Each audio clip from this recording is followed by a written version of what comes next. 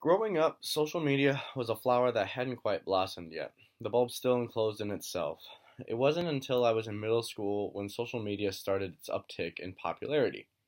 The beginning was MySpace for me, and thinking back, it didn't set people up to be good people. You create your profile and add some tunes so people know what you're into, but you also picked your top friends. While it may have been a conscious thought, it really set us up for competition amongst ourselves and our peers to be in those top friends.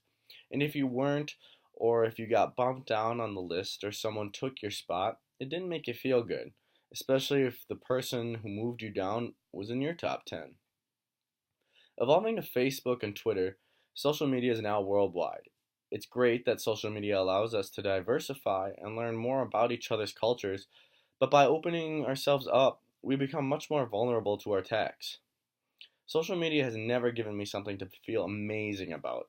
I may get good news through it or get a nice comment from someone, but it seems social media makes it kind of feel like a credit score. You may work hard and pay your bills or express kindness to others, and that may help your morale or your score a little, but the negatives seem to have a much bigger impact than the positives, and before you know it, your pretty 700 is now an ugly 580. I'm not sure why that is. Maybe that's more a personal simile, but I imagine other feels the same way too. I looked to Forbes to find some backup, and it didn't fail. Alice Walton wrote that social media has a negative impact on our lives through jealousy and comparing our lives to others. And I quote, one study a few years ago found that Facebook use was linked to both less moment to moment happiness and less life satisfaction.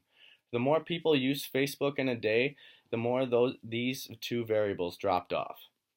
She also went on to say that more use of social media makes us feel more socially isolated, the exact opposite of what social media is intended for. Social media has a long way to go in its efforts to make a more positive impact on our lives, but until then, some solutions might be cutting it out of your life for good. Honestly, if something is toxic, if something is hurting your morale, it may hurt to cut the cord, but in the end, you might see I'm way happier you. Maybe cutting cold turkey isn't for you, or you still want to stay connected somehow. Well, maybe the best solution is limiting yourself and maybe deleting one app or two.